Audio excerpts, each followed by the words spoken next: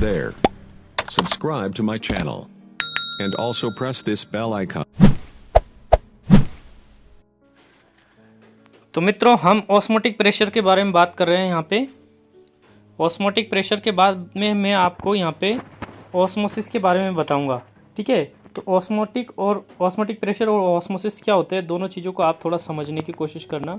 जैसे मान लीजिए मैंने यहाँ पे एक आपको डायग्राम दिखाता हूँ, उसमें आपको बिल्कुल अच्छे से ऑस्मोटिक प्रेशर और ऑस्मोसिस दोनों चीज़ें समझ में आएगी। ठीक है मित्रों, ये देखिए मित्रों, यहाँ पे क्या दिखा है आपको कि एक कंटेनर दे रखा है आपको जिसमें सेमी परमिएबल मेम्ब्रेन लगी है। ये आपको दिखा देता हूँ मैं एक बार और। ये जो बीच में क्या लगी है, सेमी परमिएबल मेम्ब्रेन लगी है, आपने यहाँ पे देखा होगा। इसमें इस मेम्ब्रेन के बाद में दो प्रकार के यहाँ पे लिक्विड ले रखे हैं। एक में है सॉल्यूशन और एक में क्या है, सॉल्वेंट। एक में सॉल्यूशन और एक में क्या है मित्रों, सॉल्वेंट है। ठीक है, अब सॉल्वेंट जो है आपको दिख रहा है प्योर है, और यहाँ पे क्या बन रहा है, सोल्यूट के पार्टिकल इधर, सॉल्वेंट के पार्टिकल इधर जाएंगे तो वो क्या बन जाएगा, सॉल्यूशन बन जाएगा। ठीक है, अब दो कंटेनर के बीच में सेमी परमिएबल मेम्ब्रेन लग रही है। ठीक है, क्या लग रही है, सेमी परमिएबल मेम्ब्रेन। यहाँ पे देखिए, यहाँ पे बीच में जो एरो बन रहा है डार्क कलर से, ये क्या है, सेमी परमिएबल मेम्ब्रेन है। ये मेम्ब्रेन क्या करेगी मित्रों, ये मेम्ब्रेन एक ऐसी चीज़ होती है सेमी परमिएबल कि जो सॉल्वेंट के पार्टिकल्स को जाने देती है लेकिन सोल्यूट के पार्टिकल्स को नहीं जाने देती। ठीक है, एक बार और सुनना, मेम्ब्रेन क्या करती है, सॉल्वेंट के पार्टिकल को तो अलाउ करती है आर पार निकलने के लिए, और सोल्यूट के पार्टिकल्स को वो आर पार नहीं जाने देती, यानी अलाउ नहीं करती। बात समझ में आई।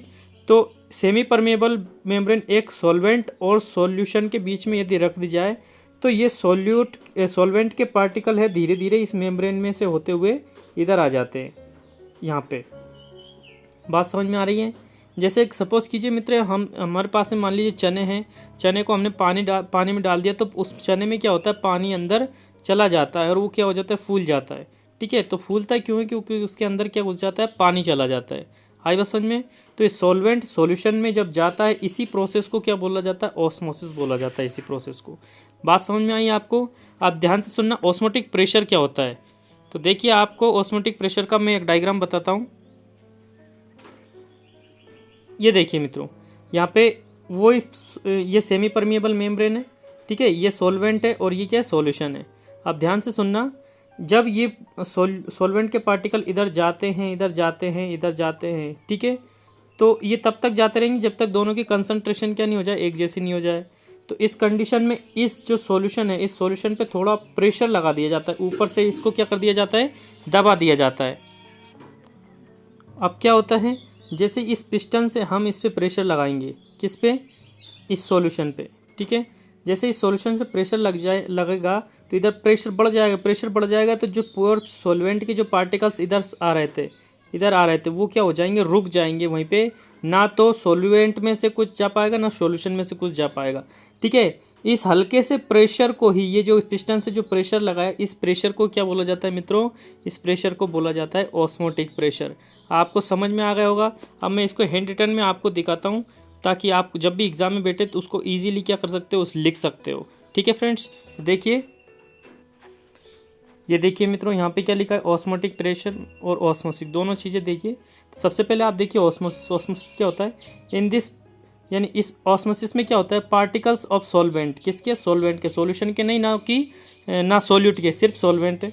ठीक है, मूव क्या करते हैं, मूव कर from the region of their higher lower concentration to higher concentration, यानी कि जो कम सांद्रता होती है उससे अधिक सांद्रता की ओर क्या करते हैं, ये मूव करते हैं।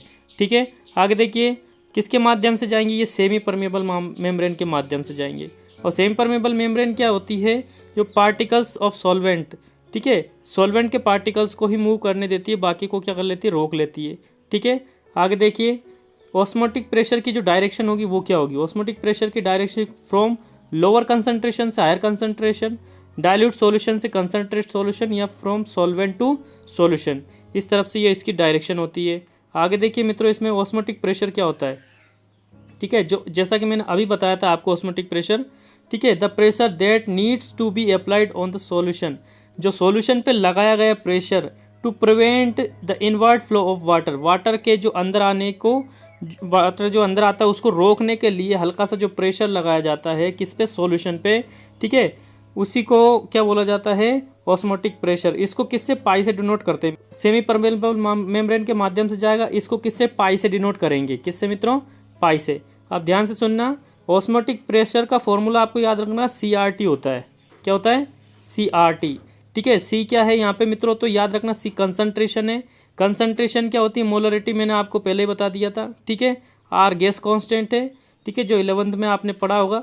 इसके बाद में पाई बराबर, जब यहाँ पे सी की जगह हम क्या रख देंगे, W/mW इंटू 1000/V। ठीक है, क्योंकि ये वेट बाय वॉल्यूम कंसंट्रेशन है।